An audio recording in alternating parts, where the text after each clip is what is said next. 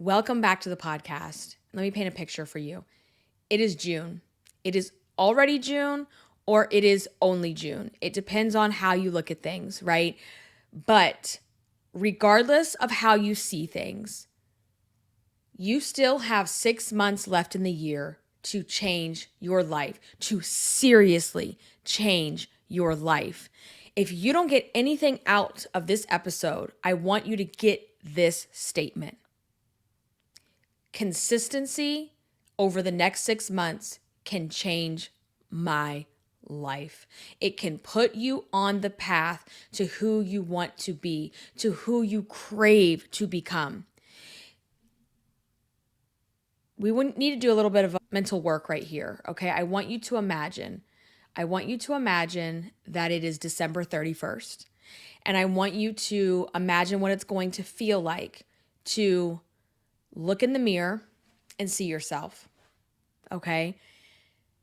Who do you want to see staring back at you? Who do you want her to be? What do you want her to have accomplished? When you look at yourself, what are the things that you want to be able to say, damn, I did it. I did that. I started this. I started that. I quit doing fill in the blank. There is so much possibility and opportunity for you over the next 6 months if you allow it to come in. If you open your mind, if you open your heart, there is so much opportunity waiting for you around the bend, but it comes with consistency. It comes with commitment.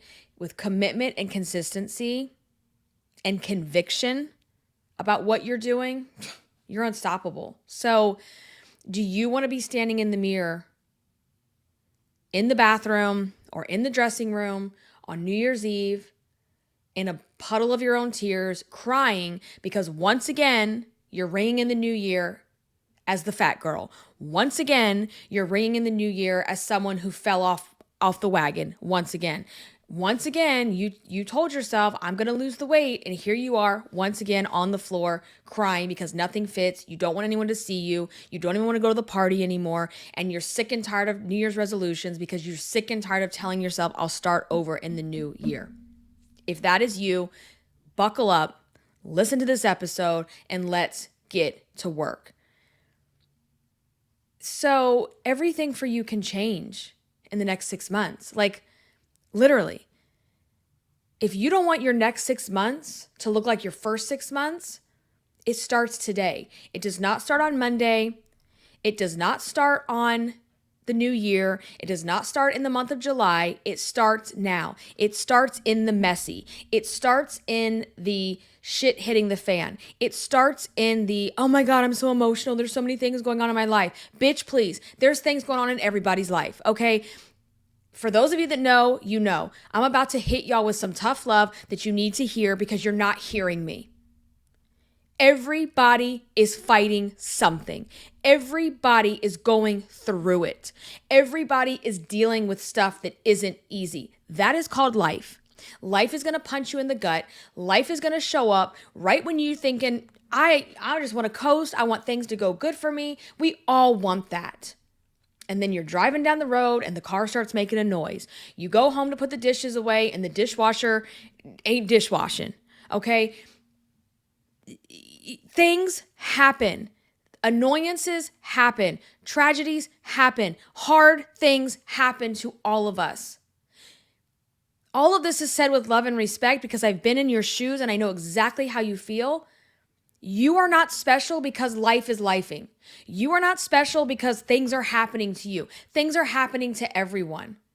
And the faster you can accept that life just happens, and sometimes it's literally one thing after another, the faster you will grow emotionally. You know, I was watching a video, and I'm not going to mention the channel, but this girl who's on a weight loss journey, she's on a weight loss journey for a very long time. And she's constantly having slip-ups where she says things like, life is just so hard. I'm really going through it. I'm just so emotional. I just want to eat. And while I empathize with that because I've been in those shoes, I've been there, you cannot keep falling into the yo-yo diet, body hate, shame cycle every single time you feel something hard. You just can't. It doesn't work that way. It's not working for you in that way. And when I say this, it doesn't mean to mask your feelings. It's the opposite. It does not mean to push your feelings down. It does not mean to ignore them, to act like everything is okay. No, you have to learn how to sit and feel when it feels like shit. You need to understand and really, without food numbing up your feelings, you need to know what it feels like to feel like shit. Because numbing your emotions, shoving food down your throat, and trying to act like everything is okay isn't serving you. If it was serving you, I wouldn't be doing this podcast because I would never have gone through the things I've gone through, and you wouldn't be sitting here listening to this podcast. It's not serving you. And I will say this with all the love and respect. You are emotionally stunted if you do not understand how to deal with your feelings. You are emotionally immature, and that's okay because there is work for you to do to get through it. And as long as you are sitting there carrying the emotional weight and not doing a damn thing about it, because listen, we all carry emotional weight. It is not like you get to some finish line and it's like, oh shit, like I don't have anything emotionally weighing me down anymore. That's what life is. Life is a constant up and down, up and down, up and down. But you have to learn how to be the common thread through the up and down that knows how to just ebb and flow. You know how to go with it. You know how to rock with it. You know how to deal with it. Okay? So if you don't learn how to manage your emotional weight, I promise you, all the GLP-1s in the world, all the Ozempics, all the keto, all the Weight Watchers, all the points, all the calorie deficits, all of that will not make a difference. Do you hear what I'm saying? Because you will take the shot and the shot will curb your appetite. And the shot will physically not allow you to eat, and it will cut the cravings. It does stop the constant in your head about the cravings. But when you come off of that shot, and shit hits the fan, what are you going to do now? So you also have to know how to lose the emotional weight. Every single one of you listening to this is not lacking knowledge about how to diet and lose weight, physical weight. You know what you need to do, how to get the weight off. What you don't know how to do because you've never been taught how to do it is you don't know how to lose the emotional weight because you don't know how to manage through your emotions. And when I talk about consistency and commitment and conviction for what you're doing, that does not mean perfection. That means messy, imperfect, showing up when you don't want to show up, showing up when it hurts, showing up when you feel fat and sluggish and bloated, just showing up and meeting yourself where you are. You are sitting there trying to meet yourself where you want to be, and you won't meet yourself where you are and start there. So how in the fuck are you going to meet yourself where you want to be if you can't show up and meet yourself where you are today? You're not going to magically become her today. You're not going to magically lose 40 pounds today. You're not going to magically feel like eating healthy today. And as long as you keep sitting your ass around waiting for things to be perfect, well, when this slows down, when I'm done with this season of life, and when the kids get a little older, and girl, stop. You are setting yourself up to fail over and over and over again. Life is gonna life, and it's not slowing down because it thinks, oh, Susie Q over here is so awesome. Let's just slow it down for her for a minute. Life is gonna life. We have circumstances that fucking suck that we can't control, okay? What you can control is that food going down your throat. What we can control is getting our ass out and walking. What we can control is getting our ass off that couch and doing a 10-minute YouTube workout because it's raining outside and it's so gloomy and I just don't want to go out today. And then the kids are here and I don't have anyone to watch them. Get your ass off that couch and put on some YouTube and Google 10-minute workout. I promise you there is an abundance of free videos available to you. Well, I'm traveling this week and I just don't have. Get your phone out. See this little phone? See this little phone that now costs more money than our computers in our house? Uh-huh. Put that phone plan to work and do the workout on your phone. There are free apps. There are free videos on YouTube. There are zero excuses when it comes to that. And I'm gonna take y'all on a virtual back in time field trip real quick, okay? For those of you OGs that have been on Weight Watchers since the 90s, okay? I want you to take a trip back in time and remember those stupid fucking books. Remember those stupid fucking books that you took in your car in the little fake leather case. I can see it. I can smell it.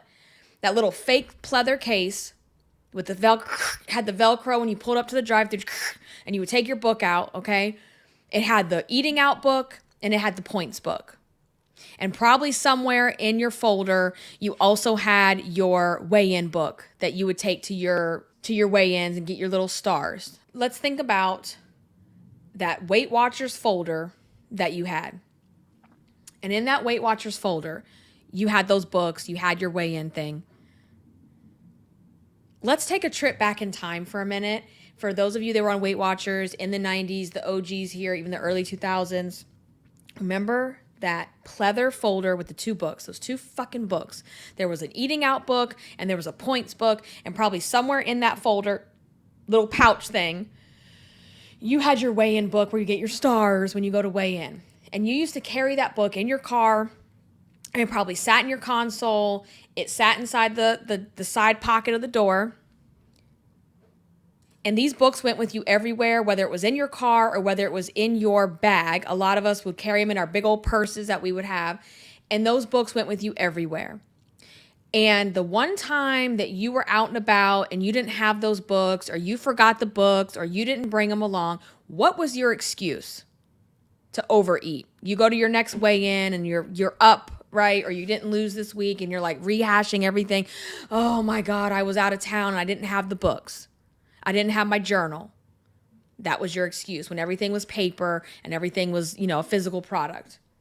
It is 2025. What the fuck is your excuse now? I don't feel like opening the app. I don't feel like looking stuff up. Every single food item, menu, you can literally Google it and find it on your phone within seconds. Okay? There is no excuse when it comes to things like that. So think about the same excuses that you were using 30 years ago, 40 years ago, 20 years ago, 10 years ago, and then look at the excuses you're using now when that one is no longer applicable.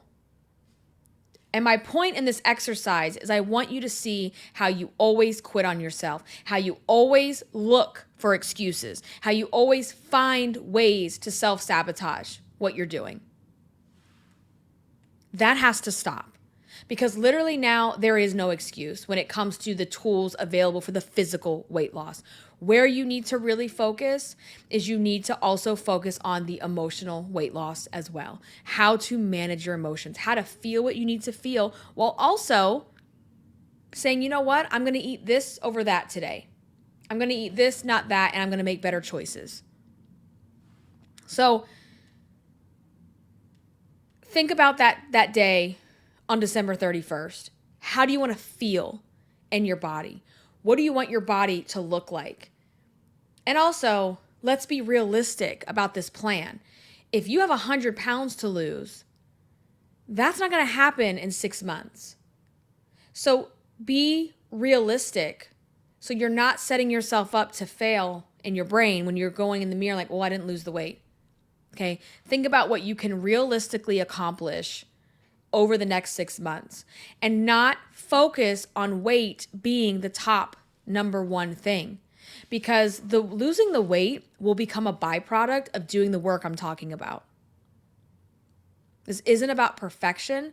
This is becoming her, the her that you crave to be, the one that you have a disconnect, the one where in your mind, you think you're already her, you pretend to be her, you envision her, but then what you're doing and how you're living your life and how you're showing up every day is not her. She's already in there. It's just a matter of you cultivating it with consistency, commitment, and conviction. And you're not too late. For those of you that are like, oh my God, I have 100 pounds to lose, I have 50 pounds to lose, I'm never going to do it.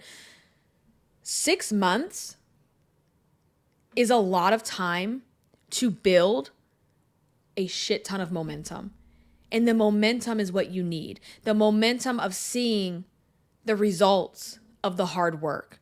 Because let's be real, it is hard when you are putting in the work every week, you are making the choices, you are doing the hard things with yourself, you're moving, you're eating healthy, you're working on your mind and your emotions, and then nothing happens.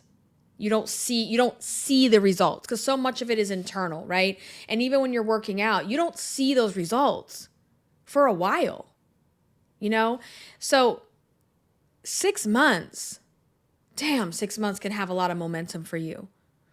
You have enough time to lose weight. You have enough time to rebuild your confidence. You have enough time to start repairing your relationship with yourself. And as you repair your relationship with yourself, it will naturally start to repair your relationship with food.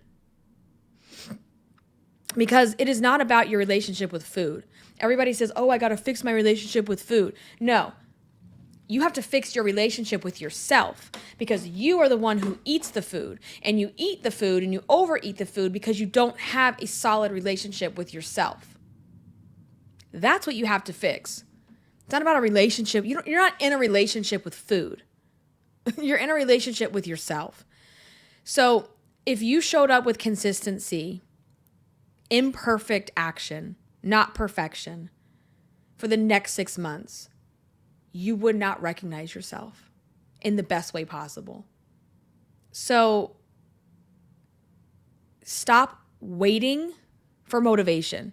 Motivation is not sitting there on your front porch like a fucking Amazon Prime box and is like, hey, bitch, here I am. Here's your motivation. Woo, let's do it, girl. That's not going to happen. It's not going to happen. You can't wait until you feel ready. Because here's the thing with motivation. If you only can do it when you have motivation, that's why you can't do it. We are not intended to be motivated creatures 24/7 every single day of our life. You have to stop the start over mentality. You have to stop the, well, I already fucked today up, so I might as well start over tomorrow. You start over at the next snack. You start over, you get your glass of water, you suck that water down, you get yourself focused in the game, and you get right back to it today. This meal, this snack, today.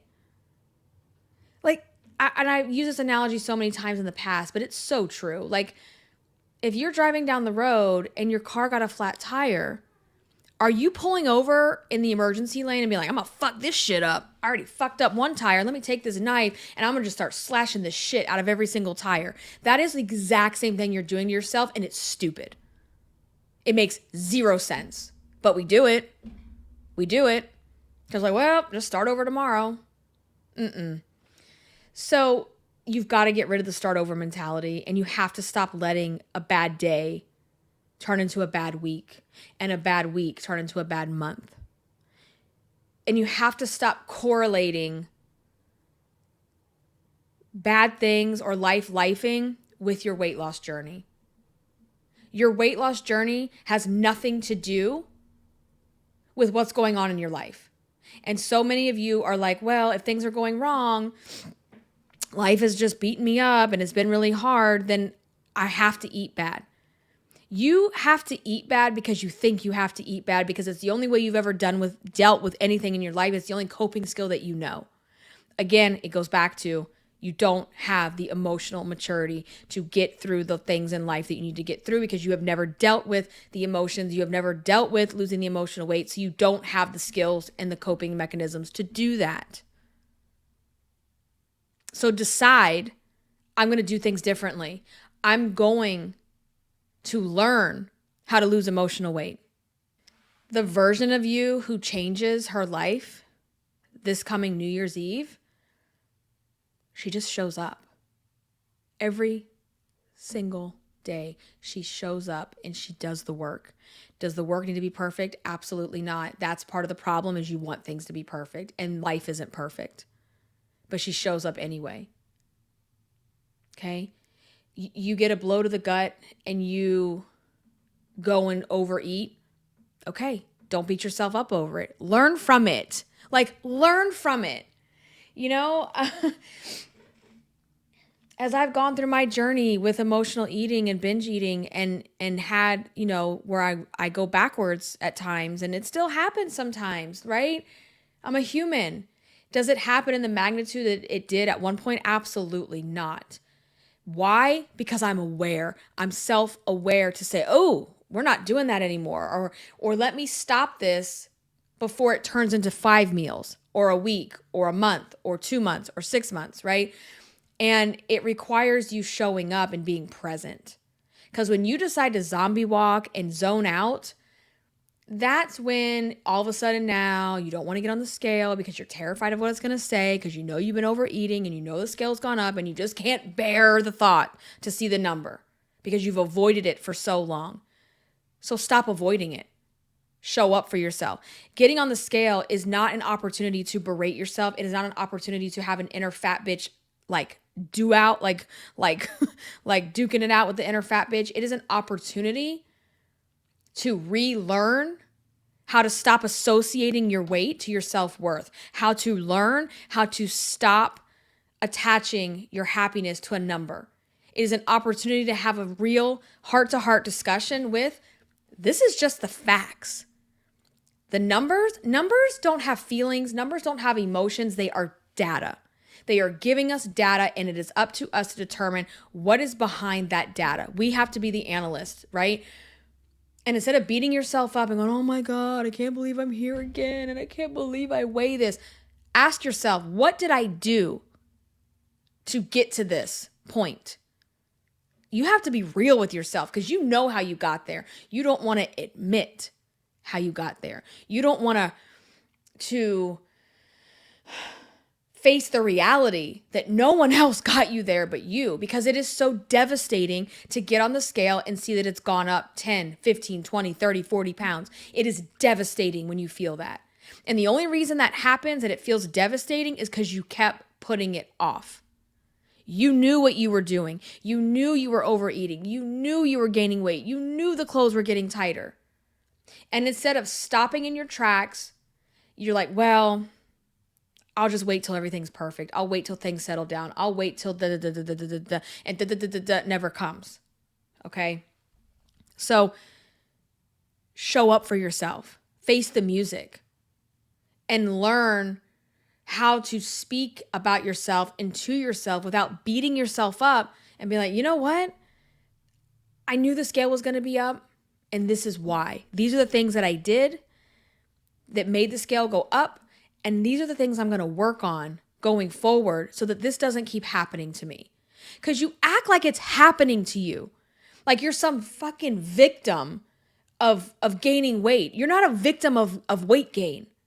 That is self-inflicted. And what I mean by that is no one is sitting there holding a gun to your head, shoving cupcakes down your throat, shoving another portion down your throat.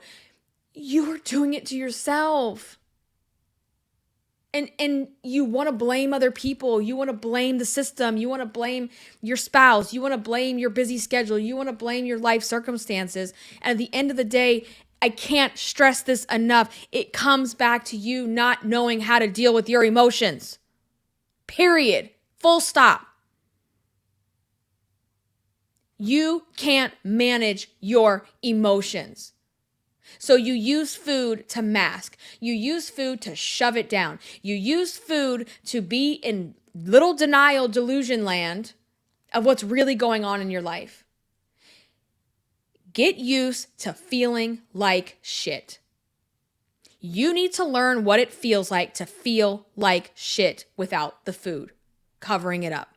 Because here's the thing, you already feel like shit. Whether you're overeating or you're not overeating, and now you're feeling like shit, and you have now put, the horrible feeling of overeating, of being too full, of hating yourself and beating yourself up and going through that whole emotional yo-yo diet, body hate, shame cycle on top of feeling like shit. How about we just feel like shit without the added layer of emotional eating shit? Like, you know what I'm saying? Like, it's okay that you don't feel okay. It is okay. You are not meant to be happy every single waking moment of your life. And if you are, I don't want to be that way. I want to know what's wrong, what's really going on. Because people that are happy 24/7, every single day of the year, that is another form of masking. That is another coping mechanism. It's fake. It is fake as fuck. The people that are happy 24/7, every single day of the year, I don't trust those people. I don't. Because it's not real. You are not being real. Or the people that just can't say, you know what, this fucking sucks. This sucks for you. I remember years ago, one of the first deployments my husband went on, this is like before we were even married, and I was so upset. I was like, I don't know how I'm going to handle this. I'd never been away from anybody this long that I care about. And one of my friends who, she was also in the Navy at the time, and she said, it's going to fucking suck. And of every advice I had gotten, that one has always stuck with me because it felt so authentic. It felt so validating. Instead of saying, oh, the time will go by fast and it'll be here before you know it. And like, no, it's going to fucking suck. It does suck. And sometimes we just have to be that person with ourselves. We have to validate, this sucks. I don't want to do this, but I'm in it and I have to get through it. And you're not going to die by feeling horrible you're not going to die by feeling nasty emotions. It's not going to kill you. You're still here. You're still breathing. You're still waking up. You're still here.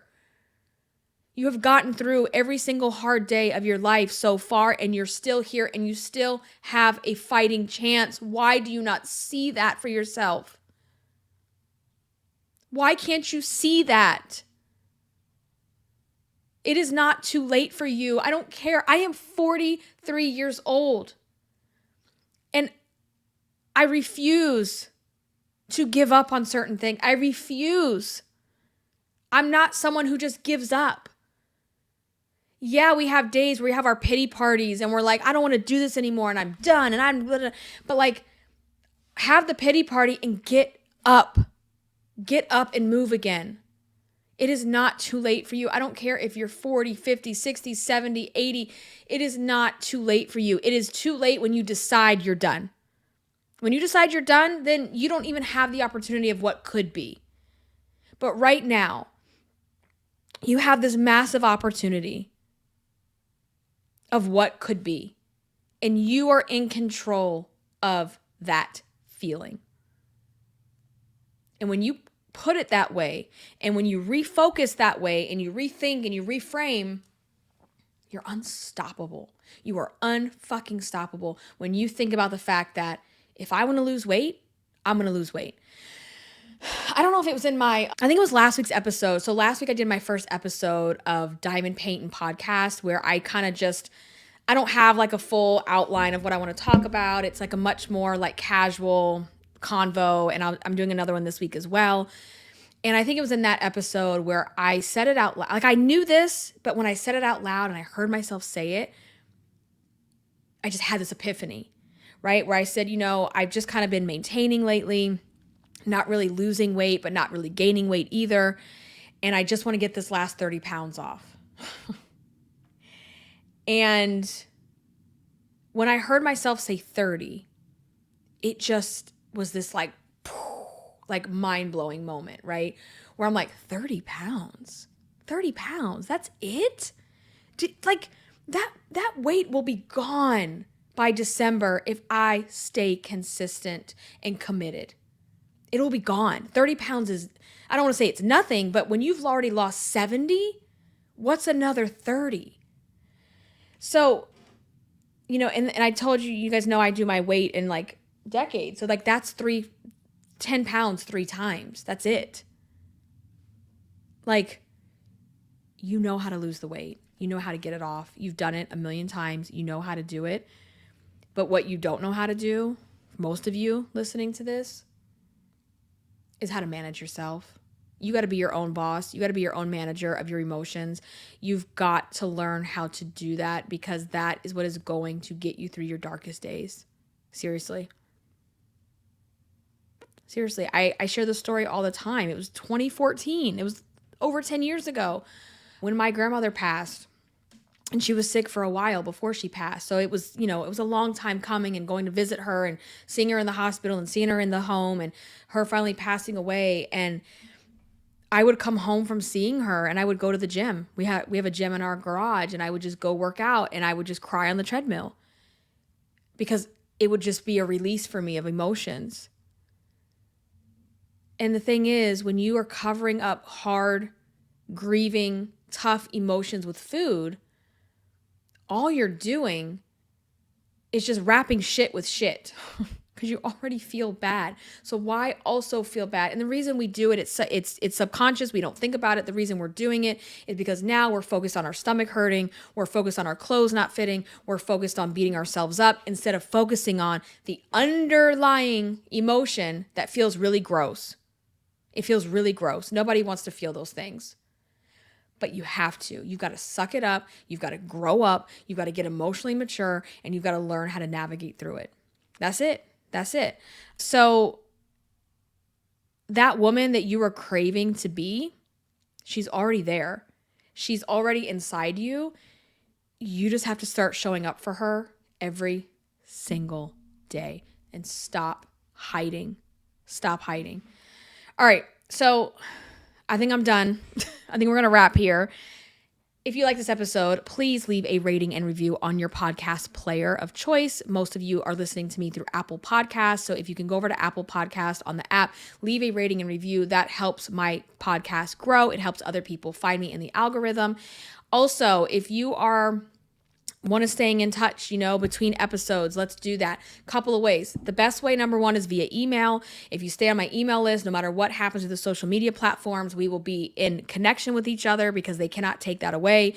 If you are on social media, I am at Irresistible Icing on Instagram and TikTok. You can follow me in both of those places. I've been posting there on a daily basis. And then also, make sure that you are subscribed on YouTube. If you're watching on YouTube, hit that subscribe button. If you're listening to the podcast, please go over to YouTube. I record all of my podcast episodes also as video. Those are there as well. I hope you guys have an amazing week. I hope you are doing well, and I will catch you in the next episode. Until then, stay irresistible. Bye, guys.